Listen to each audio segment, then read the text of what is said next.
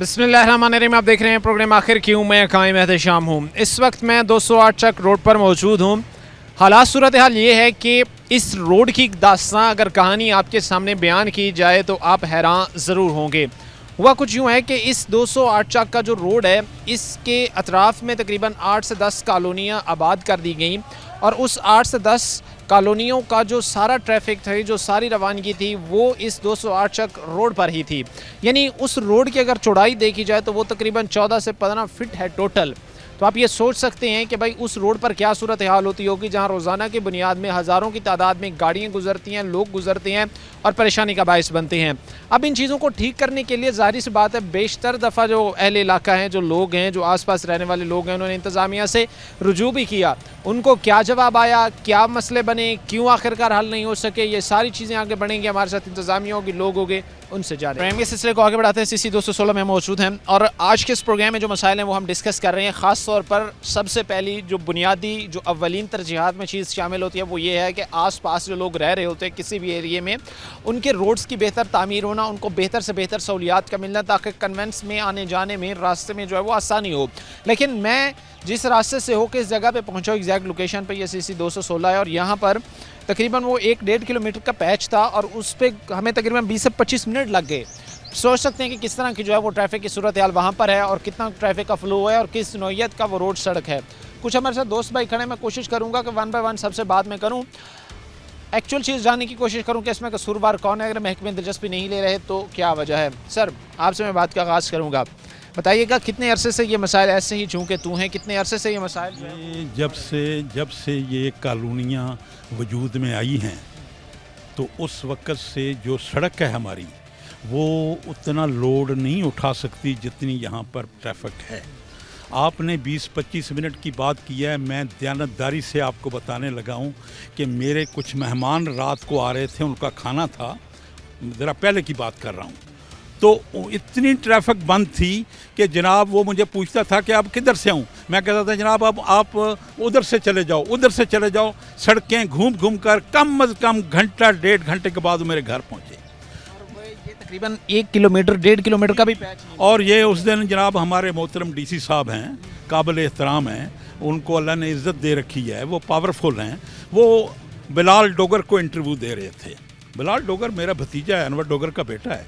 बात ये है कि वो कह रहे थे कि अवाम जो है वो अपनी दीवारें पीछे कर ले तो मैं दूसरे दिन कारपेट कर दूंगा, सड़क को कारपेट कर दूंगा। आप ये जो सड़क के आमने सामने दीवारें हैं लोगों की प्रॉपर्टी जाती, वो पीछे कर लो तो मैं कारपेट कर दूंगा। भाई अल्लाह के बंदे, ये तो 4 इंच कोई जगह छोड़ने के लिए तैयार नहीं। आप कहते हो अपनी दीवारें पीछे कर लो, ज़ाती मलकियत से ये काम होगा ताकत के साथ। इंतज़ामिया ताकत इस्तेमाल करे, इंतज़ामिया उन लोगों को जिनकी रजिस्ट्री वाली जगह है उनके साथ बैठकर उनका रेट तय करे।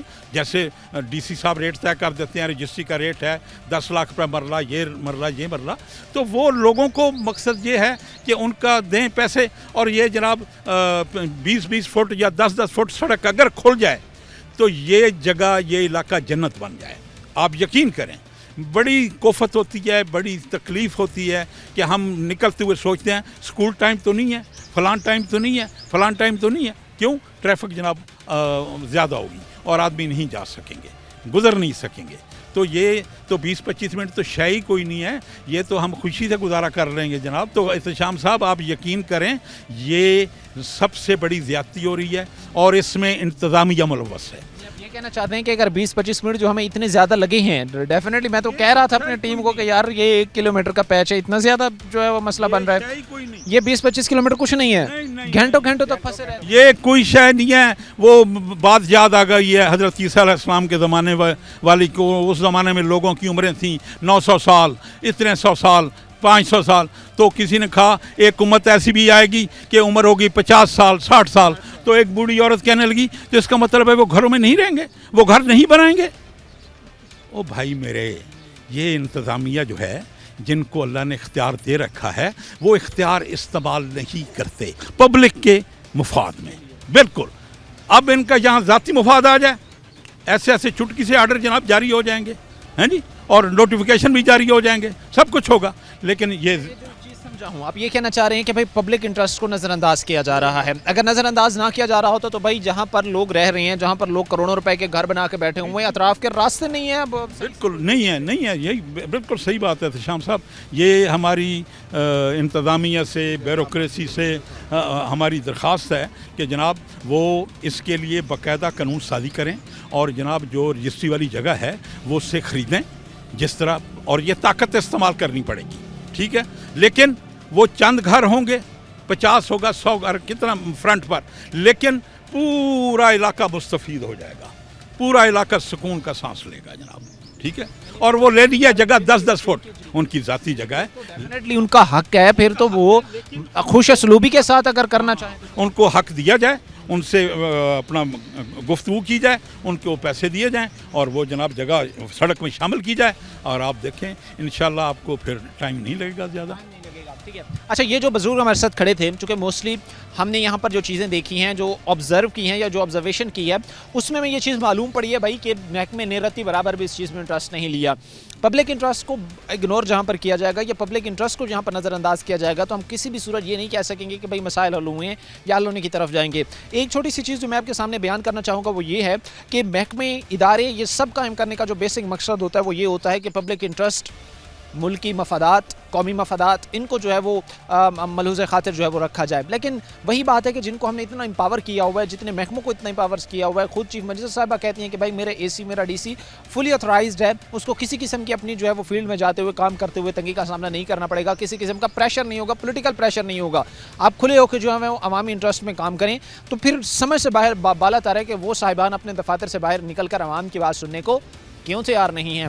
वो साहिबान बाहर निकल के अवाम के मसाइल हल करने को क्यों तैयार नहीं हैं। वो साहिबान के लिए ये चीज़ मुनासिब ही नहीं है कि वो आकर अवाम के मसाइल हल करें। अस्सलाम वालेकुम सर, कैसे? वालेकुम अस्सलाम, खैरियत? गुड नेम क्या है सर आपका? डॉक्टर अब्दुल जब्बार अब्बासी मेरा नाम है। डॉक्टर साहब कितने साल से रह रहे हैं? मैं तकरीबन यहाँ 12 साल से रह रहा हूँ। 12 साल में जो रोड्स हैं कौन कौन से बेहतर हुए को 2-3 मुझे किन? देखें, पहली तो बात यह है कि जब हम लोग यहाँ से हम घर बनाया है तो उस वक्त यहाँ कोई आबादी नहीं थी, और ये पहला टाउन था जो कि ईडन गार्डन के नाम से बना था। तो उस वक्त एफडीए को चाहिए था कि वो यहाँ का इंफ्रास्ट्रक्चर बनाते कि यहाँ पे आबादी डेवलप होनी शुरू हुई है, तो यहाँ कोई इंफ्रास्ट्रक्चर बनाया जाए, उसके मुताबिक फिर आबादी को जो है वो कॉलोनियों को अप्रूव किया जाए। लेकिन यहाँ पर बेताशा कॉलोनियों को तकरीबन 10 कॉलोनियाँ बन गई हैं, उनको अप्रूव किया नहीं कर दिया गया है। और आप देखें हर कॉलोनी में हज़ारों घर हैं और हर घर में 2-3 गाड़ियाँ हैं, क्योंकि गाड़ियों के बगैर यहाँ रह नहीं सकते। तो इस तरह लाखों का ट्रैफिक जो है ना वो इस छोटी सी सड़क से गुजरता है जो कि एक गांव की सड़क थी। अभी चाहिए ये कि इस सड़क को फौरी तौर पर बड़ा किया जाए, चौड़ा किया जाए, और क्योंकि ये सड़क जो है ना कनेक्ट करती है 208 चक को भी कनेक्ट करती है, फिर ये सड़क कनेक्ट करती है जो सड़क आपकी गट वाले से जड़ा वाला रोड को जा रही है, उसको भी नहर पे कनेक्ट करती है। तो इस तरीके से ये एक मुतवाज़िन सड़क भी बन सकती है, यानी शहर का ट्रैफिक कम करने के लिए। तो इसलिए ज़रूरी है कि इस सड़क को जो है ना वो बेहतर किया जाए। और इसमें दूसरी चीज़ जो ये है कि इस सड़क पे 5 या 6 बड़े तालीमी इदारे हैं, जिसमें कि सैकड़ों स्टूडेंट्स आते हैं और वो सब गाड़ियों पे आते हैं। तो जिस वक्त स्कूल का टाइम होता है वो सड़क बिल्कुल ब्लॉक हो जाती है। यही बताया गया कि भाई दफातर के टाइम में, ऑफिस के टाइम में, जो स्कूल का टाइम है उसमें तो यहाँ पर से गुजरना तक मुश्किल होता है, 2-2 घंटे तक फंसे रहते हैं। बिल्कुल आप सही कह रहे हैं। तो इसकी तो हमारी तजवीज़ ये है कि उन स्कूल वालों के पीछे बहुत जगह पड़ी है, पीछे उनके ग्राउंड पे हैं, मौजूद हैं, तो उनको चाहिए कि वो 10-10, 20-20 फुट उनको हुकूमत उनसे नीचे करवाए, यानी अपनी दीवारें, और अपनी पार्किंग का इंतज़ाम वो खुद करें। जब वो खुद अपनी पार्किंग का इंतज़ाम करेंगे तो सड़क पर रश कम हो जाएगा इसके निस्बत से। अच्छा, पार्किंग के हवाले से भी ये बहुत एक बड़ा जो है ज़बरदस्त एक वैलिड पॉइंट उठाया है भाई ने, कि जो हमारे साथ दोस्त खड़े हैं कि यहाँ पर अगर पार्किंग का एक बेहतरीन निज़ाम हो या बेहतरीन सिस्टम हो तो ये चीज़ें कभी भी मसाइल का बायस, कभी भी तंगी का बायस नहीं बनेगी। खुदारा इस चीज़ को थोड़ा सा समझें, थोड़ा सा ऑब्ज़र्व करें, और जिस नहर पर आज मसाइल पहुँच चुके हैं इनको कंट्रोल किया जा सकता है अगर हम चाहें तो, अगर हम इन चीज़ों में बेहतरी लाना चाहें तो। लेकिन वही बात है कि भाई करेगा कौन, बेहतरी की तरफ बढ़ेगा कौन, कौन बेहतर करना चाहेगा। जी, इसमें एक थोड़ी सी बात मैं और ऐड करना चाहूँगा कि इतनी मुश्किलात के बावजूद यहाँ पर लातादाद कमर्शियल एरियाज़ की जो है ना अप्रूवल दी जा रही है। अब अंदाज़ा लगाएं कितनी दुकानें होंगी, उनका सामान आएगा, उतरेगा, जाएगा, कितनी ट्रैफिक और बढ़ जाएगी। सोसाइटी या एक सिटी जब बन रही होती है तो उसके SOPs होते हैं। उसके ये होता है कि आपने कमर्शियल एरियाज अलग रखना है, रेजिडेंशियल एरिया को आपने अलग रखना है। लेकिन यहाँ पर तो सब कुछ मिक्स होता जा रहा है। जो रेजिडेंशियल एरियाज थे वो आधे इस वक्त कमर्शियल में कन्वर्ट। सही कह रहे हैं आपके, और ये इतनी ज़्यादा कमर्शियल एरियाज बना दिए गए हैं कि उनकी ट्रैफिक ही कंट्रोल होने में नहीं आ रही। तो इस चीज़ को भी जो है देखने की ज़रूरत है। यानी हर एक सोसाइटी में, हर एक मोहल्ले में हमें जो है वो खुद साख्ता एक कमर्शियल मार्केट जो है वो नज़र आ रही है। बिल्कुल बिल्कुल नज़र आ रही है, और वो इसी इससे हमें मसाइल और ज़्यादा बढ़ रहे हैं हमारे। ठीक है। अच्छा, ये चीज़ भी, इन चीज़ों को भी थोड़ा सा समझना और देखना बड़ा ज़रूरी है कि भाई जो कमर्शियली ये चीज़ें हो रही हैं, जिस नहज पर पहुंची हुई हैं, जिस तरह बढ़ रही हैं, ये चीज़ें इंतहाई प्रॉब्लमेटिक हैं। और खुदा न खास्ता अगर इन्हीं चीज़ों को इसी तवातुर के साथ बढ़ते रहे तो जो मसाइल पैदा होंगे या जिस तरह की सिचुएशन पैदा होगी, मैं आपको ये बात लिख के दे सकता हूँ कि इसको फिर हल करना भी मुश्किल होगा। अभी ये चीज़ देखें कि भाई रोड्स का इंफ्रास्ट्रक्चर नहीं है, एक एक रोड को लिंक कर रही हैं आगे 10-10, 12-12 सोसाइटीज़, और रोड कितना है भाई कि टोटल वो उसकी जो विड्थ है वो 10 फीट 8 फीट भी नहीं बनती। तो वहाँ पर से कैसे वो गाड़ियों का फ्लो होगा? जिस घर में 2 गाड़ियाँ हैं, 3 गाड़ियाँ हैं, तो वो लोग बेचारे कैसे उन गाड़ियों पर वहाँ से गुजरेंगे, या कैसे ट्रैफिक के मामलात को बेहतर बनाया जाएगा? लोगों से हमने बात किया, लोग ये कहते हैं कि जिस तरह के मसाइल इस वक्त पैदा हो चुके हैं, ज़रूरी है कि इंतज़ामिया बाहर आके देखे, ऑब्जर्व करे और इनको हल करने की कोशिश करे। मुख्तसर सी ब्रेक लेंगे, ब्रेक के बाद वापस आएंगे। देखिए, इसमें कोऑर्डिनेशन नज़र ही नहीं आ रही। एक महकमा सड़क होता है, दूसरा महकमा आके उसको दोबारा मतलब शुरू कर देता है, फिर वो सुई गैस वाले आ गए, कभी वो वासा वाले आ गए। मतलब ये इंतज़ामी सतह पे कोऑर्डिनेशन नज़र नहीं आ रही, माजरत के साथ।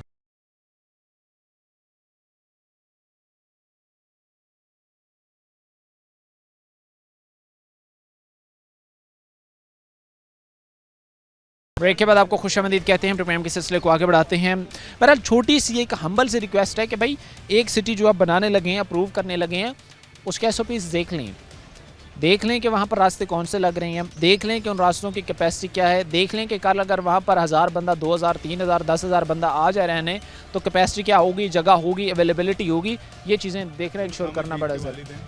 अस्सलाम वालेकुम सर ठीक है, शौकत निसार। शौकत साहब कैसी तबीयत है? जी अल्लाह का शुक्र। भाई बात ये है कि इसके 2 पहलू हैं। एक तो सिविक सेंस होनी चाहिए कि आपको अखलाकी तौर पे आपका क्या किरदार है सोसाइटी में। दूसरा इसके इंतज़ामी अमूर है। यहाँ तक सिविक सेंस का ताल्लुक है ना, ये ख़त्म हो चुकी है। हर बंदा खुद गर्जी की तरफ माइल है, ठीक है। वो दूसरों के मफाद को नज़रअंदाज करके सिर्फ अपना सोच रहा है। इस पे हम लड़ाई नहीं मोल ले सकते किसी से। दूसरा पहलू जो बहुत अहम है वो है इंतज़ामी अमूर। हमेशा किसी भी सोसाइटी में उसका सेटअप बरकरार रखने के लिए जो इंतज़ामिया होती वो अपना किरदार अदा करती है। अब देखिए, कश्मीर पुल से लेकर जितनी ये सड़क है 208 चक रोड, इस पे सड़क तंग हो गई है, दोनों तरफ दुकानें और कमर्शियल एरिया ज़्यादा हो गए हैं। देखना यह है कि इनके पास NOC है किसी के पास। जहाँ तक तालीमी इदारों का ताल्लुक़, हम तालीमी इदारों के ख़िलाफ़ कोई भी नहीं है, लेकिन ये सोचना चाहिए कि जब ये इन इदारों को NOC दिया गया तो ये सोचा गया कि फ्यूचर प्लानिंग की गई। मेरा ख्याल कुछ भी नहीं किया गया। अब उन अदारे, वो उनके पास जगह है, वो थोड़ा सा भी पीछे हटें 10-10, 15-15 फुट, तो उनको फ़र्क नहीं पड़ता इतनी बड़ी फैक्ट्री को या कारखाने को। उससे आवाम का भला होगा, लेकिन आवाम का भला करने के लिए इंतज़ामिया को मुतहरक होना होगा। शहरी कितना कंट्रीब्यूट कर सकते हैं, इस हवाले से भी थोड़ा बताइएगा कि अब जाहिर सी बात है कि अगर एक महकमा काम कर रहा है और वहाँ पर अगर लोग भी हैं और मिला जुला काम हो रहा है, तभी चीज़ें बेहतरी की तरफ जाएंगी ना। तो इस चीज़ को भी थोड़ा सा बताइएगा। भी सिविक सेंस की हम बात कर रहे थे कि वो जाहिर सी बात है कि बहुत ज़रूरी है किसी भी मुआशरे सोसाइटी के एग्जिस्टेंस के लिए। लोग कितना खुद से कॉपरेट तामुन करें महकमों के साथ कि अगर उनको काम करने में 50% दुश्वारी आ रही है, उसे कम करके 15%, 20% किया जाए। देखिए, इसमें कोऑर्डिनेशन नज़र ही नहीं आ रही। एक महकमा सड़क होता है, दूसरा महकमा आके उसको दोबारा मतलब शुरू कर देता है, फिर वो सुई गैस वाले आ गए, कभी वो वासा वाले आ गए। मतलब ये इंतज़ामी सतह पे कोऑर्डिनेशन नज़र नहीं आ रही, माजरत के साथ। इसमें मैं बहुत सारी मीटिंगें अटेंड की हैं इनकी इंतज़ामिया की। उसमें बड़ी बड़ी लंबी चौड़ी बातें होती, घंटों चलती हैं, वीडियो लिंक भी आ गया, लेकिन अमली तौर पे हमें नज़र नहीं आ रहा इंतज़ामिया कहाँ है। ये जब तक इसको एक्टिवेट नहीं किया जाएगा, ये मसाइल यूँ के तू रहे। एक लैक ऑफ कोऑर्डिनेशन है जो इदारे हैं उनमें, डिपार्टमेंट्स, महकमे जो है उनकी जिम्मेदारी है इन चीज़ों को। बुनियादी तौर पे सबका मकसद जो है वो आवाम की वेलफेयर होता है। अब कितने महकमे, FTA है, वासा है, हॉर्टिकल्चर वाले हैं, फलां है, सीवरेज वाले हैं, लेकिन उसके बावजूद आपको कहीं भी बेहतरी नज़र नहीं आ रही। What is behind purpose behind इसके मकसद पीछे जाहिर सी बात है, इसके पीछे जो है वो क्या ऐसा कहानी है, इसके पीछे क्या ऐसा मुआजरा है कि हर चीज़ को डील करने के लिए आपने महकमे बना दिए हैं। जो हमारे साथ भाई खड़े थे शौकत साहब, इन्होंने एक बड़ा वैलिड पॉइंट उठाया कि एक सड़क जहाँ पर पता है कि भाई यहाँ पर हमने सड़क को तोड़ना है, उसके बाद हमने सीवरेज लाइन बिछानी है, तो वो कोऑर्डिनेशन इदारों में है नहीं, सड़क बना देते हैं, बाद में उनको याद आता है कि ओहो चलें यहाँ पर तो भाई वो जो सीवरेज लाइन है वो बिछाई जानी थी, दोबारा से वो बनी हुई सड़क को खड़ा जाता है। जो जाहिर सी बात है ये चीज़ें एम्बेरसिंग होती हैं, कोई भी मुआशरा किसी भी मुआशरे के लिए एक्सेप्टेबल ये चीज़ें। मोहम्मद वालेकुम सलाम। कैसे हैं सर? अल्हम्दुलिल्लाह अल्हम्दुलिल्लाह। चालें सर, क्या सिचुएशन है? मैं अभी भाइयों से जब बात कर रहा था, दीगर बुजुर्ग जो हमारे साथ खड़े थे, बताया गया कि अगर 1 घंटा हम जिस दिन ट्रैफिक में फंस जाएं तो हम कहते हैं कि चलो शुक्र है कल की निस्बत आज कम वक्त लगा है, नहीं तो 2 घंटे 2.5 घंटे ये मामूल है ट्रैफिक में फंसने का, और वो भी एक ऐसी जगह जहाँ पर सैकड़ों की तादाद में गाड़ियाँ हैं और उस टोटल सड़क की जो चौड़ाई होगी बड़ी मुश्किल से 8 फीट 10 फीट। हाँ जी बिल्कुल, ਜਿਹੜੇ ਸਾਡੇ ਸਭ ਤੋਂ ਪਹਿਲੇ ਤੇ ਸਾਡਾ ਜਿਹੜਾ ਆਉਣ ਜਾਣ ਦਾ ਰਸਤਾ ਵਾ ਨਾ ਉਹ ਐਡਾ ਦੁਸ਼ਵਾਰ ਹੋ ਗਿਆ ਸਿਰਫ ਓਨਲੀ ਸਕੂਲਾਂ ਦੀ ਵਜ੍ਹਾ ਤੋਂ। ਸਕੂਲ ਦੀਆਂ ਦੀਵਾਰਾਂ ਅਗਰ ਜਿਹੜੀ ਪਾਰਕਿੰਗ ਆ ਜਿਹੜੀ ਮੈਂ ਗੱਡੀ ਉੱਥੇ ਬੱਚੇ ਉਤਾਰਨ ਗਿਆ ਵਾਂ, ਮੇਰੀ ਗੱਡੀ ਸੜਕ ਤੇ ਨਹੀਂ ਆਉਣੀ ਚਾਹੀਦੀ, ਗੱਡੀ ਮੇਰੀ ਪਿਛਲੇ ਪਾਸੇ ਜਾਣੀ ਚਾਹੀਦੀ ਹੈ ਜਿੱਥੇ ਮੈਨੂੰ ਸਕੂਲ ਦੇ ਵਿੱਚ ਮੈਂ ਸਕੂਲ ਦੇ ਬੱਚੇ ਉਤਾਰਨੇ ਆ, ਠੀਕ ਹੈ ਨਾ। ਤੇ ਉਹਦਾ ਕਰਕੇ ਸਾਡੀਆਂ ਸਾਰੀਆਂ ਪਰੇਸ਼ਾਨੀਆਂ ਜਿਹੜੇ ਅਗਰ ਸਕੂਲ ਜਿਹੜੇ ਉਹ ਹੈ ਵੀ ਪਿੱਛੇ ਆ, ਹੈ ਸਕੂਲ ਦੀ ਬਿਲਡਿੰਗ ਪਿੱਛੇ ਆ, ਦੀਵਾਰਾਂ ਅੱਗੇ ਨੇ, अगर वो दीवारां ਜਿਹੜੀਆਂ ਪਿੱਛੇ ਹਟ ਜਾਣ 15-15 फुट दोनों साइडा तो आप कहना चाह रहे हैं कि भाई वो अच्छी खासी स्पेस बनती है, जगह बनती है जो वैसे ही उन्होंने घेरी हुई है। बकाया बहुत सारी ਜਿਹੜੀ ਹੈ ਵੀ ਸੜਕ ਦੇ ਉੱਤੇ ਖਾਲੀ ਜਗ੍ਹਾ ਖੇਤ ਪਏ ਨੇ, ਉਹਨਾਂ ਦੀ ਕੋਈ ਪ੍ਰੋਬਲਮ ਨਹੀਂ, ਉਹ ਲੋਕਾਂ ਨੇ ਆਰਾਮ ਨਾਲ ਜਗ੍ਹਾ ਦੇ ਦੇਣੀ, ਠੀਕ ਹੈ। ਉਨੀ ਜਗ੍ਹਾ ਉਹਨਾਂ ਦੀ ਮਹਿੰਗੀ ਹੋ ਜਾਣੀ ਹੈ, ਆਰਾਮ ਨਾਲ ਉਹਨਾਂ ਦੇ ਦੇਣੀ। ਸਿਰਫ ਜਿਹੜੀ ਆ ਦੁਕਾਨਾਂ ਨੇ ਉਹਨਾਂ ਨੇ ਪਰੇਸ਼ਾਨ ਆ, ਜਿਹੜੀਆਂ ਆਪਣੇ ਸਕੂਲ ਨੇ ਉਹ ਪਰੇਸ਼ਾਨ ਆ। अगर स्कूल वाले पीछे हट जान बकाया सारे पीछे हट बहुत जल्दी हट जाएंगे। यानी ये रोड का मसला एक बड़ा मसला जो है वो हल हो सकता है। ये चीज़ मुझे थोड़ी सी बताइएगा कि इसी रोड को जिससे हम गुजर के आए हैं, जिसका सबसे बड़ा मसला है, कितनी देर लगती है और कितनी सोसाइटीज़ हैं जो इसी रोड को लिंक करती हैं?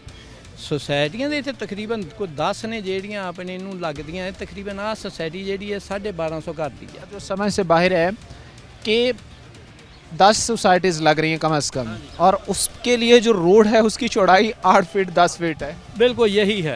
और 8 वाला चक नंबर 8 जिसकी ये ज़मीन है वो भी इसी रोड पर है। इसको मजाक ही कहा जाएगा, मजाक से ज़्यादा ये चीज़ कुछ नहीं है कि 8-10 सोसाइटीज़ को लगने वाले रोड की चौड़ाई 8 से 10 फीट है। आगे भी बढ़ेंगे, हालात आपके सामने रखेंगे, मुख्तसर से ब्रेक लेंगे, ब्रेक के बाद वापस आएंगे। डेवलपर्स को इजाज़त किसने दी? इन्होंने देखा नहीं कि एक छोटी रोड है तो वहाँ पे एक कॉलोनी में 2-2 हज़ार घर की कॉलोनी बन रही है, 1,000 घर की बड़ी बड़ी कॉलोनियाँ, तो इस इजाज़त कौन दे रहा है? तो इजाज़त तो भाई गवर्नमेंट ने दी है।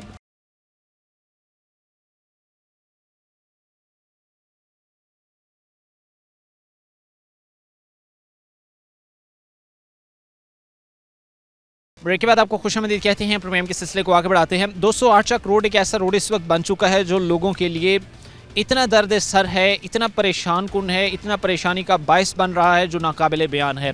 मैंने जब चूँकि पहले हमें यहाँ पर कंप्लेन जब आई, हमने चीज़ों को थोड़ा सा देखा तो मुझे ये चीज़ कहीं ना कहीं मालूम हुई कि ऐसा पॉसिबल नहीं है कि एक ऐसी जगह जहाँ पे 8 से 10 कॉलोनी हो, वहाँ पर हज़ारों की तादाद में घर हों, लाखों की तादाद में लोग रह रहे हों, अगर टोटल आबादी को मिलाया जाए तो वो जो गुज़रने का रोड है उसकी चौड़ाई तकरीबन 8 से 10 फीट हो। ये बात मुझे भी थोड़ा सा अंडरस्टैंड करने में बड़ा मसला आ रहा था कि ये ऐसा नहीं हो सकता, लेकिन जब एक्चुअली हम वहाँ से गुजरे और हमने वहाँ से गुजर कर आए हैं और हमने सिचुएशन देखी तो वाकई हमने कहा कि भाई ऐसा भी हो सकता है। अब माशाल्लाह इसमें कसूरवार हम किसको ठहरा सकते हैं अगर कहा जाए? क्या वो लोग जिन्होंने सोसाइटीज़ को अप्रूव कर दिया लेकिन उन्हें पता ही नहीं था कि भाई कितना कोई इंफ्रास्ट्रक्चर है, कितने कोई रोड्स हैं, कितनी कोई इस तरह की सूरत हाल है, या फिर उन लोगों को इसका कसूरवार कहेंगे कि जिन्होंने धड़ाधड़ सोसाइटी ज़ाहिर सी बातें बनाई लेकिन उनके पास भी कोई मुनासिब बेहतर SOPs नहीं थी।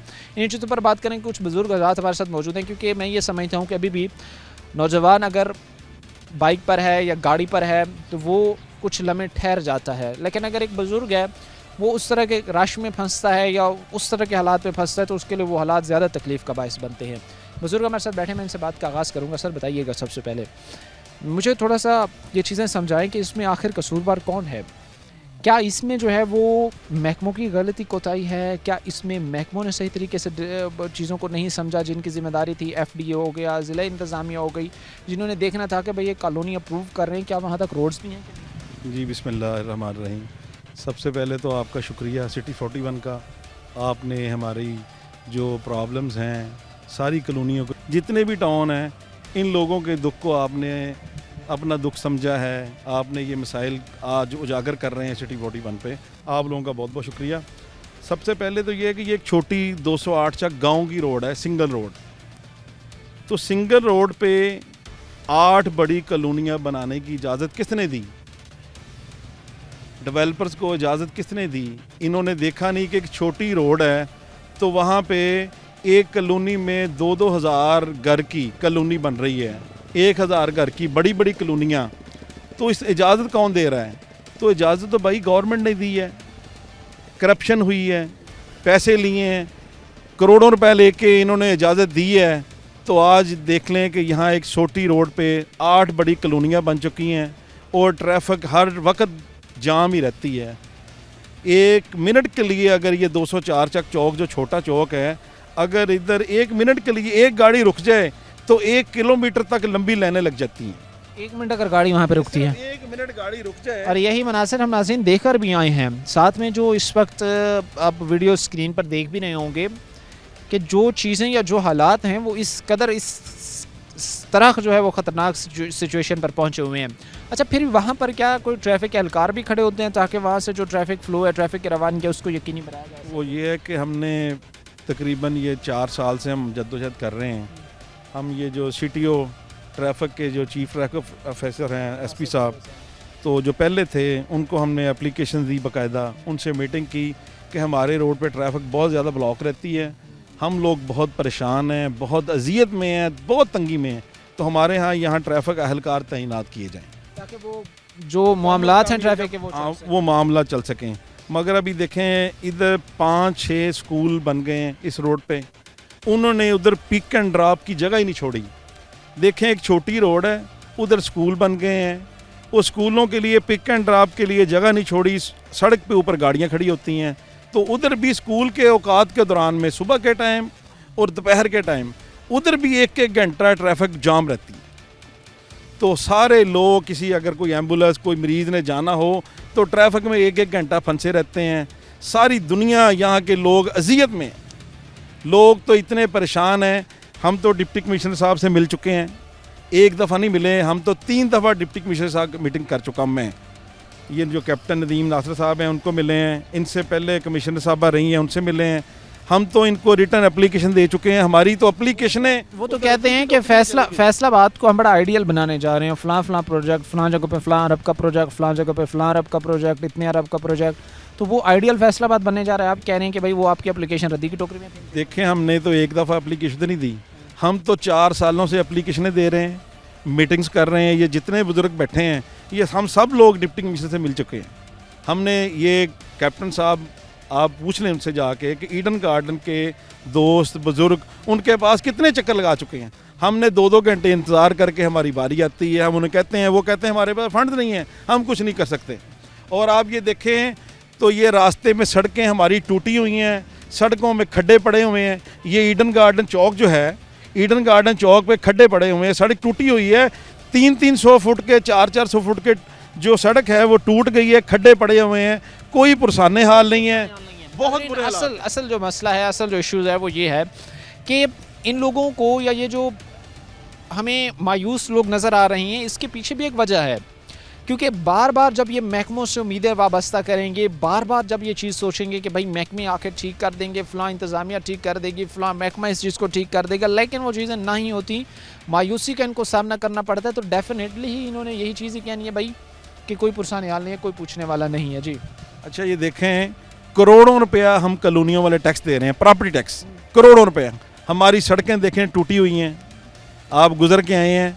ये चौक, ईडन गार्डन चौक जो टूटा हुआ है, ईडन गार्डन की तरफ जो सड़क आ रही है 208 चक की रोड की तरफ आ रही है, सड़कें टूटी हुई हैं, खस्ता हाल हैं। हमारे ईडन गार्डन के बाहर भी और अंदर भी जहां आप बैठे हैं, ये देखें सड़कें टूटी हुई हैं। तो करोड़ों रुपए टैक्स देने वाली आबादी तो इधर तो लाखों रुपए की सड़कों के लिए फंड्स भी नहीं दे रहे। कुछ भी नहीं दे रहे भाई, हमारा तो पुरसाने हाल नहीं है। चीज़ें देखें ज़रा, ये जिस तरह अभी बुजुर्ग बता रहे हैं, तो हर तरफ एक ऐसी इनको फ़िज़ा नज़र आती है कि जहाँ पर कोई भी चीज़ इनकी बेहतरी या इनको वो आप कह सकते हैं ना कि इनकी उस एफ़र्ट्स का जो है वो आउटकम नज़र नहीं आ रहा, जिस तरह ये चाह रहे हैं कि भाई चीज़ों को बेहतर होना चाहिए। और ख़ास तौर पर जो रोड्स की सिचुएशन है, तो बड़ा एक अच्छा पॉइंट वैलिड की रेज़ किया कि तकरीबन 8 से 10 सोसाइटीज़ कॉलोनीज़ बन गई। पता नहीं है कि भाई आसपास जो रोड लग रहे हैं उनकी कैपेसिटी कितनी है, वो कितनी ट्रैफिक को अफोर्ड कर सकते हैं। और भी बुजुर्ग हमारे साथ बैठे हैं, से बात करते हैं। ठीक है सर, कितने साल हो गए यहाँ पे आपको? मुझे जी 12-13 साल हो गए जरा। 12-13 साल पहले ट्रैफिक का फ्लो, ट्रैफिक का रश इसी नौयत का था या पर 100% का फ़र्क पड़ा है, 100% ज़्यादा हुआ है। पहले जिस घर में बाइक थी अब गाड़ी आ गई है, पहले जहाँ पे एक गाड़ी थी अब 2 गाड़ी। अब 2 गाड़ियाँ हो गई हैं, बिल्कुल। और इसी तरह यह है कि रोड जो है ये किसी ने इसमें प्लाजे भी बन गए हैं, स्कूल भी बन गए हैं। और दूसरा है कि किसी ने भी ये नहीं किया कि देखो गौरमेंट ਦੇ ਜਿਹੜੇ ਲਾਅ ਹੁੰਦੇ ਨਾ ਜੀ, ਉਹ ਹੁੰਦੇ ਆ ਕਿ ਅਗਰ ਤੁਸੀਂ ਪਲਾਜ਼ੇ ਕਿਸੇ ਨੂੰ ਵੀ ਬਣਾਉਣ ਦੇ ਅਪਰੂਵਲ ਦਿੰਦੇ ਹੋ ਨਾ, ਉਹਦੇ ਅੱਗੇ ਉਹਨਾਂ ਨੇ ਜਗ੍ਹਾ ਛੱਡਣੀ ਹੁੰਦੀ ਪਾਰਕਿੰਗ जगह 20 फुट या 30 फुट। पूरा प्लान होता है एक ना, तभी वो अप्रूव होता है कि आप यहाँ पे कंस्ट्रक्शन। और ਤੁਸੀਂ ਦੇਖ ਕੇ ਆਓ ਕਿਸੇ ਦੇ ਅੱਗੇ ਵੀ ਕੋਈ ਜਗ੍ਹਾ ਨਹੀਂ ਹੈ, ਕਿਸੇ ਨੇ ਵੀ ਜਗ੍ਹਾ ਨਹੀਂ ਛੱਡੀ ਪਾਰਕਿੰਗ ਦੀ। ਸੜ ਹਰ ਦੀ ਉੱਤੇ ਦੀਵਾਰ ਜਿਹੜੀ ਨਾ ਰੋਡ ਦੇ ਉੱਤੇ ਹੈ। अभी मुझे पार्किंग के हवाले से भी एक चीज़ याद आई है। पिछले कुछ दिनों में हमने 2-3 जगहों पे जो है वो कोई ऑपरेशन किए कॉरपोरेशन के साथ। उन्होंने ये कहा कि भाई इनके पास जो SOPs थी, जो सेट एंड रूल्स थे, जिसमें पार्किंग की जगह थी, दीगर थी, वो इन्होंने नहीं किए। इसलिए जो है वो बिल्डिंग के इंस्पेक्टर साहिबान जो थे, दीगर जो थे, उन्होंने जाके वो रेस्टोरेंट्स थे, कुछ इस तरह फूड पॉइंट्स थे, उनको जो है वो सील कर दिया। क्या इन प्लाजों की भी वो सेम सिचुएशन उसी तरह की है कि भाई यहाँ पर भी इनके पास भी कुछ नहीं है, ना कोई प्लान है, ना कोई वो चीज़ें हैं जो कि कंस्ट्रक्शन से पहले ज़रूरी होती हैं करना? नहीं, कोई नहीं की उन्होंने। बाई ला दी किसी ने भी कोई नहीं देखी, बाई ला दी सब खिलाफ वर्जी की थी। समझते हो कि नहीं? मतलब तुसी रोड तुसी भी देख ली आ, सब ये मतलब कोई ना गुजरिया जाता है, कोई मतलब कोई है ही नहीं। दूसरी यह गल कि वासा ने सानू सारे देखो सारी दुनिया के सानू डबल बिल आ रहा, double story double triple bill आ रहा है, लेकिन वो उस तरह की ना सानू वो सफाई देंगे आ। और जगर अस उन्होंने कहते हैं, वो कहते जी ये थोड़ी कलोनी बाउंड्री का साढ़े तो ये कोई तलक ही नहीं है। थोड़ी कलोनी बिल साढ़े को डबल लै रहा है, मतलब ग्राउंड फ्लोर का लैदा, फर्स्ट फ्लोर का लैदा। कहा नहीं है कि भाई बिल दे रहे हैं आप, डबल डबल स्टोरी के डबल बिल आप दे रहे हैं, हमसे ले रहे हैं, तो ये चीज़ें हर अफसर के पास हम गए हैं, वो कहते जी हमने तो मीटिंग की है, उसमें फैसला किया, हम नहीं कुछ भी कर सकते। जी, थोड़ा सा आप भी ये चीज़ पे रोशनी ज़रा डालिएगा। जिस तरह अभी बुजुर्ग मेरे साथ बैठे हुए थे, ये भी कह रहे थे कि भाई डबल अगर स्टोरी है, डबल बिल भेज रहे हैं, और जाके कहते हैं तो कहते हैं कि भाई ये हमारी जुडिक्शंस पे नहीं आता, हम यहाँ पे काट नहीं सकते, तो भाई बिल किस चीज़ के ले रहे हैं? वासा के हवाले से मैं अर्ज़ करूँगा कि पूरे फैसलाबाद में एक घर को एक बिल आ रहा है। एक घर को एक जो टैरिफ है, जो हुकूमत पंजाब ने नया टैरिफ दिया है, उस पर टैरिफ पे बिल आना चाहिए। हमारी जो कॉलोनियाँ हैं इस पे टैरिफ पे डबल बिल आ रहा है। क्यों, क्या वजह है? कुछ जानने की कोशिश? हमने MD वासा को एप्लीकेशन दी, हमने कमिश्नर साहब को एप्लीकेशन दी, हमने सबको एप्लीकेशन दी इसी टॉपिक पे कि हमें एक घर को एक बिल भेजा जाए। हमारे एक 10 मरले का अगर बिल हमारा 1000 रुपये आना चाहिए तो हमें 2000 रुपये बिल आ रहा है, तो उस पर भी सुनवाई नहीं है, उस पर भी हमारे साथ जुल्म हो रहा है। वासा हमारी कोई सीवरेज की फैसिलिटी हमें नहीं दे रही। अगर कोई प्रॉब्लम्स आते हैं सीवरेज के, खुदा न खास्ता सीवरेज की लाइन बंद हो जाती है, तो हम प्राइवेट बंदे बुला के, तो प्राइवेट खर्चा पैसे खुद अपनी जेब से पैसे दे के तो गटरों की सफाई करवाते हैं। तो कम अज़ कम हमारा ये सीवरेज का मसला हल करवाया जाए। बिल तो हमसे एक लें, हमसे अगर 890 रुपये बिल है तो 890 रुपये लिया जाए, हमसे तो 1930 रुपये बिल चार्ज किया जा रहा है।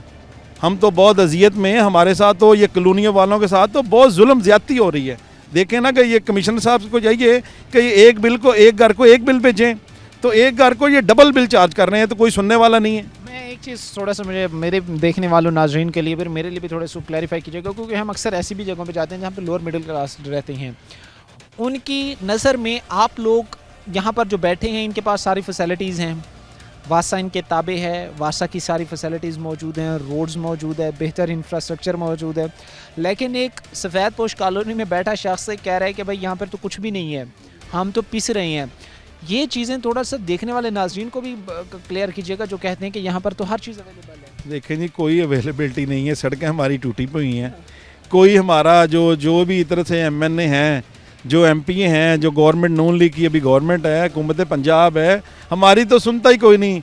तो मैडम ने तो नारा लगाया है कि मैं सड़कें बनाएंगी, तो हमारे तो टाउन की आप देख लें, ये सर्वे कर लें, सड़कें टूटी हुई हैं, गलियाँ बेहतर नहीं है, चीज़ों को बेहतर होना चाहिए और ये चीज़ें जाहिर सी बात है ठीक हों तभी मामला बेहतर होंगे। सर वालेकुम अस्सलाम बेटा, ऐसे तो बेहतर है, ठीक है। अल्हम्दुलिल्लाह, अल्लाह का बड़ा एहसान है। बताइएगा सर, थोड़ा सा कोई मसला नहीं सर, हमारी ये जिम्मेदारी है आपके मसाइल सुनना, इन मसाइल को उजागर करना और कोशिश करना कि जितना ये जो हो सके बेहतर अंदाज में जो है वो हल हों। क्या तकलीफ़ क्या अजियत आपके लिए बनती है जब फैमिली के साथ गाड़ी पे या बाइक पे कहीं पर भी बाहर निकलते हैं इन रोड? एमरजेंसी हो जाए उसके लिए बहुत मुश्किल है, यहाँ से आपको कार्डियोलॉजी ले जाना पड़ जाए किसी मरीज़ को तो बहुत मुश्किल है, वो यहाँ से गुज़रना बहुत मुश्किल है। इतना रश है जो आप बयान नहीं कर सकते। आप इमरजेंसी में अगर रेस्क्यू को बुलाना पड़े खुदा न खास्ता, या इस तरह की कोई इमरजेंसी के हालात बन जाए, एम्बुलेंस को बुलाना पड़ जाए, तो कोई यहाँ तक आ ही नहीं सकता बेटा, वो आ ही नहीं सकता, गुजर ही नहीं सकता, इतना रश होता है। और ये मसाइल यहीं पे हल होने वाले हैं। सिर्फ डीसी साहब जो है ना हमारे, वो दिलचस्पी लें, इन लोगों को बुलाएं अपने पास। हर जो जितने भी बने हुए हैं ना ये स्कूल, ये सब जगह छोड़ने के लिए तैयार हैं। हाँ जी, अगर उनसे कहा जाए तो ये पीछे हटने को भी तैयार है। आगे आप देखें ना, वो एक जो हॉस्पिटल बना हुआ है, उन्होंने कितना पीछे हॉस्पिटल बनाया हुआ है। उसके बाद एक माल बना हुआ है वहाँ पे, फैसलाबाद माल, वो भी पीछे हट के बना हुआ है। ये लोग भी पीछे हट सकते हैं, इनको सिर्फ दिलचस्पी लेनी चाहिए डीसी साहब को, गवर्नमेंट को सिर्फ दिलचस्पी लें, इनको बुलाएं, इनको बुलाकर बात करें तो ये मसले का हल है। उन्होंने भी 8-8, 10-10 स्कूल वालों ने गार्ड रखे हुए हैं जो ट्रैफिक गुजारते हैं, तो वो उनके लिए भी आसानी पैदा होता है। वो भी चीज़ें करने की तैयार है, करना अकोमोडेट उनको करने को तैयार है, ठीक है।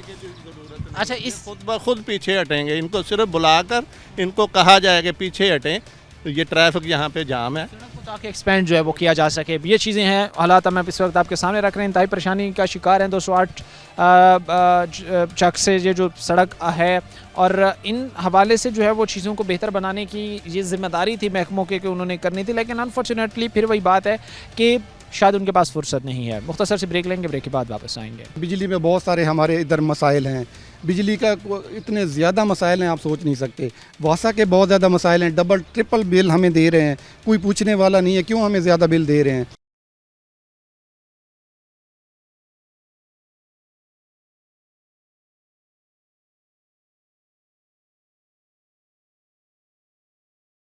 ब्रेक के बाद आपको खुशामदीद कहते हैं। अपने प्रोग्राम के सिलसिले को आगे बढ़ाते हैं। 208 रोड के जो हालात सिचुएशन है वो इंतहाई गंभीर हैं। ट्रैफिक हादसा हो गया, ट्रैफिक की फ़्लो में रुकावट हो गया, इस तरह के कई मसाइल हैं जो यहाँ पर फैल रहे हैं, बढ़ रहे हैं। रिक्वेस्ट गुजारिश ये थी कि इन चीज़ों को अगर महकमे समझें, देखें तो बेहतर हो सकते हैं, अदरवाइज़ इन चीज़ों को हल करने के बजाय ये और प्रॉब्लमेटिक ही बननी है। भाई हमारे साथ खड़े से बात करते हैं। कैसे? अस्सलाम वालेकुम, ठीक ठाक जी। बताइएगा भाई, थोड़ा सा जिस तरह भी पहले दोस्तों से बात हुई है, किस तरह इन चीज़ों को मैनेज किया जाएगा, किस तरह इन चीज़ों को ठीक करने की तरफ?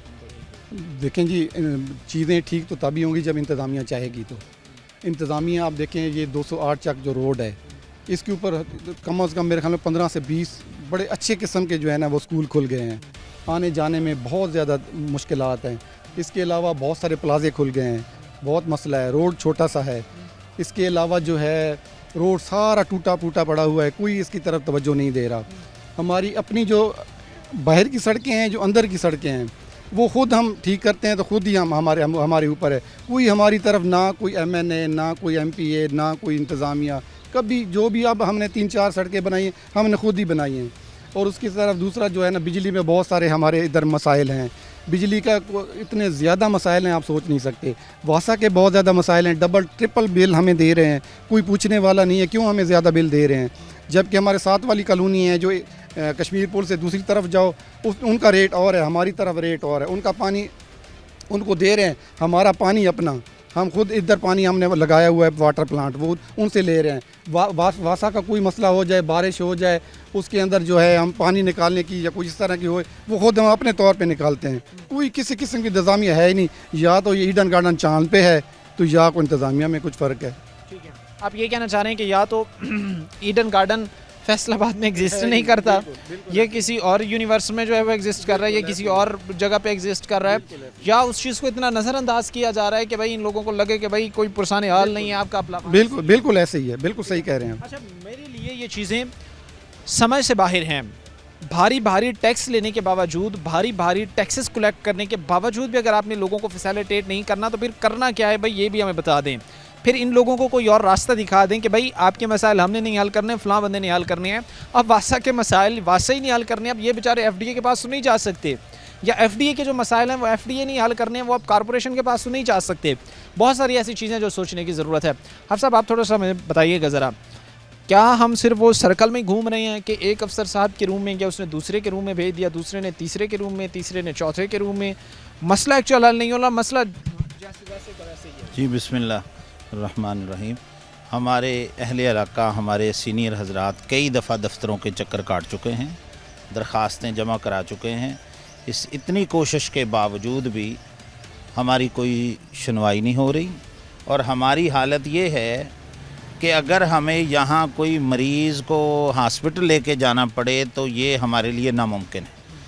हम एक किस्म के कैद खाने में रह रहे हैं। हमारी ईडन गार्डन और सोसाइटी को जो भी रोड लगता है वो हर तरफ से ऐसे ही है जैसे बंद रोड है। हम हस्पताल तक भी नहीं पहुंच सकते। हमारे लिए बहुत ज़्यादा मसाइल हैं। ना अदारों में हमारी सुनवाई हो रही है, इतना बड़ा इलाका है, और फैसलाबाद में ईडन गार्डन का एक बहुत नाम है। लेकिन अब यहाँ आएंगे, हमारे यहाँ एक मेहमान आए, वो उन्होंने कहा यार ईडन गार्डन इसको कहते हैं। वो सोच के हैरान रह भी कहते यार इसको तो रास्ता ही कोई नहीं और इसको कोई हालत इसकी ख़राब है। तो इस वास्ते हमारी यही दरख्वास्त है अदारों से, हमारी ये दाद रसी की जाए। ठीक है, आप समझते हैं कि इदारों को इसमें अपना हिस्सा शामिल करना चाहिए, कंट्रीब्यूशन शामिल करें ताकि बेहतर हो सकें। कोई बेहतरी की वैसे उम्मीदें नज़र आती हैं हाफिज़ साहब कि चीज़ें कोई ना कोई बेहतर हों? जी उम्मीद तो इंशाल्लाह है। जैसे आप हजरात आए हैं, आप हमारी आवाज़ पहुँचाएँगे तो मीडिया पे बड़ी उम्मीदें हैं इंशाल्लाह। अल्लाह की अल्लाह होगी, अल्लाह पाक बेहतर करे और होपफुली चीज़ों को बेहतर होना चाहिए। कैसे भैया? जी अल्हम्दुलिल्लाह। क्या नाम है? जी मेरा नाम हमज़ा है। और भाई कितने सालों की यहाँ पे? ये तकरीबन मुझे 8 साल से ज़्यादा इस 8 साल में क्या बेहतर होते थे? भाई वस्त से वस्त तरीन होता जा रहा है। अब कुछ भी नहीं देखा। यही कह लें, जब से हमने वही संभाली आहिस्ता आहिस्ता बुरे की तरफ ही हम जा रहे हैं, कुछ भी बेहतरी की तरफ नहीं है। अब जैसे बताया भाई ने आपको, हम रोड अपनी मदद आपके तहत बना रहे हैं। हमें क्या दिया जा रहा है? हमसे एक एवरेज जो हम लगा लेना, हमसे 10,000 रुपया प्रॉपर्टी टैक्स की मद में लिया जा रहा है एक घर से। यहाँ पे 10 कॉलोनी है और 1,000 से ज़्यादा घर है हर कॉलोनी में। ठीक है, आप इसको मल्टीप्लाई देखें, करोड़ों के हिसाब से हमसे हर साल लिया जा रहा है। और सर मुझे डीसी साहब को अल्लाह पाक ने ओहदा दिया है, उनको मुबारक हो जी। लेकिन मैं यहाँ पे बात करना चाहूँगा कि देखें, आज हर बंदा नसीम सादिक साहब को याद करता है कि उन्होंने फैसलाबाद के लिए बहुत काम किया था। उन्होंने जब ये इंक्रोचमेंट का सीन हुआ और जो रजिस्ट्री वाली जगह थी, उन्होंने फैसलाबाद को खुला करवाने के लिए वो सड़ा तोड़ा, उनको जो भी देना पड़ा, पैसे देने पड़े, जिस तरह भी करना पड़ा कर दिया। एक मज़ीद है बात जो है वो ऐड ये करना चाह रहे हैं, ठीक है सर आपके पास अगर फ़ंड कम है, ये जितने भी डेवलपर्स हैं इन्होंने माशाल्लाह करोड़ों अरबों रुपया यहाँ से कमा लिया। तो अगर आप ये चीज़ चाहते हैं कि कोई थोड़ा सा हमसे मिल बैठ के बात की जाए तो इन डेवलपर्स को ऑनलाइन किया जाए। आप ये प्रूव कर रहे हैं, अब ये ईडन वैली है, ये अभी कुछ देर पहले ही एफडीए ने मज़ीद उसको एक्सटेंशन दिया है, वो उसको धड़ाधड़ काटी जा रहे हैं, पीछे वो वसी से वसी तर करते जा रहे हैं। अब ठीक है सर, अगर आपको ये सारे मामलात हैं तो आप उनको ऑनलाइन लेके आएँ। और हमसे करोड़ों रुपया टैक्स लेने के बाद भी हमारे डीसी साहब कह रहे हैं जी मैं तो नहीं कुछ कर सकता। अब देखें, डीसी साहब के पास मैं खुद गया, यहाँ पे जितने भी मौजूद मेंबरान थे उनके साथ, वहाँ पे जाके उनको कहा गया जी कि ये हमारे मसले हैं, आप इनको देखें, आप इनकी सुनवाई करें। माशाल्लाह मैडम ने बड़ा कहा हुआ है हमारी पीएम साहिबा ने कि ये सारे मामला जो हैं वो बड़े अच्छे से तरीके से चलेंगे, लेकिन कुछ भी नहीं किया जा रहा। इसके अगेंस्ट जब हम उनके पास गए, उन्होंने हमें कह दिया जी आप कमिश्नर साहबा के पास जाएं। उस टाइम वो फीमेल थी वहाँ पे, हम उनके पास गए, उन्होंने कहा जी हमारे पास तो इसके लिए फ़ंड नहीं है। फिर हम जाएँ तो जाएगा। देखिएगा, एक कमिश्नर एक मामूली से फ़ंड तकरीबन के लिए कह रहे हैं कि जी हमारे पास तो कुछ भी नहीं है, जबकि एक्चुअली लोग कह रहे हैं कि भाई माजी में इन चीज़ों पे बात भी हो चुकी है, माजी में डीसी साहिबान, कमिश्नर साहिबान नोटिस भी ले चुके हैं, बैठकर बात भी हुई है, लेकिन उस चीज़ को इतना नज़रअंदाज किया जा रहा है। क्या आखिर पर सर रिक्वेस्ट करना चाहेंगे मसाइल के खात्मे के हवाले से? जी मसाइल का खात्मा तो बार बार सब दोस्त अब आपने जैसे कि अर्ज़ किया है कि ये इंतज़ामिया जो है ना थोड़ा सा इस इलाके के ऊपर गौर करे। स्टार्ट तो प्रॉब्लम जो है ना वो जब हम कश्मीर पुल से 8 चक की तरफ आते हैं वहीं से शुरू हो जाती है। उसका जो यू टर्न है वही गलत है। मेन से जब हम आते हैं तो वो यू टर्न इतना ख़राब है कि वहाँ से टर्न लेके दूसरी तरफ जाते हुए वहीं ट्रैफिक सारा दिन ब्लॉक रहती है। आगे आते हैं 4 चक का चौक है, जो 4 चक वाला उसको हम चौक कहते हैं, तो वो क्योंकि वहाँ बहुत सारी कॉलोनियाँ हैं वो चौक से गुजरती हैं, वहाँ ब्लॉक रहती है। आगे आते हैं स्कूल शुरू हो जाते हैं, यानी कि अजाब वाला मामला जो है ना वो लोगों ने किया। हमारी ये रिक्वेस्ट है कि आप देखें कि पूरे कनार रोड के ऊपर आप जो है ब्यूटिफिकेशन के वो प्रोजेक्ट के तहत जो है ना वो सोलिंग करवा रहे हैं, रूई सोलिंग। इससे पहले भी हमने वहाँ गुजरते हुए देखा है कि 1-2 मरतबा पहले भी हो चुकी, तो अभी मुख्तलिफ अतवार में हुई, अब वो फिर उसको आप रिन्यू कर रहे हैं। हालांकि उस फुटपाथ के ऊपर बहुत कम लोगों ने चलना है। जो मेन मसले हैं, जहां आबादियां ज़्यादा हैं, जो उनके मसले हैं, तो बराए मेहरबानी इंतज़ामिया को उस पर गौर करें, मसाइल जो है वो हल किए जाएँ ताकि जो है वो चीज़ें बेहतर हो सकें और इनको मेंटेन इस तरीके से करें कि बेहतरी आए, ना कि इन मसाइल को मज़ीद जो है वो बढ़ाया जाए। सर वालेकुम सलाम, क्या चीफ मिनिस्टर साहिबा से रिक्वेस्ट करना चाहिए? मैं जिनसे यही कहूँगा कि जो कुछ हो रहा है ना, सुना है भाइयों ने सब ने कहा, ये सब कुछ सही कह रहे हैं। हकीकतन जो बात हो रही है, आप थोड़े दिन की बात है, यहाँ पे मेरे बेटे की तबीयत ख़राब हुई, मैं उनको हॉस्पिटल लेके जा रहा था, छोटा बेटा था 5 साल 6 साल का, और मैं जा रहा हूँ, रास्ते में इतनी ट्रैफिक और रास्ता कोई नहीं था, और ना ही कोई पंप है इस जगह पे। इतनी बड़ी कॉलोनी बनी है, इतने प्लाजे बाहर बने हैं, कोई प्लाजे में कोई ना कोई होनी चाहिए, ऊपर से इन चीज़ों को हल करें क्योंकि ये इमरजेंसी की सूरत में तो कहीं आने जाने का रास्ते ही नहीं है, रास्ते नहीं है। इन चीज़ों को हल होना चाहिए ताकि मामला बेहतर हों। आज के प्रोग्राम के साथ कायम हमारी पूरी चिमका अगले प्रोग्राम तक अल्लाह ने के बाद।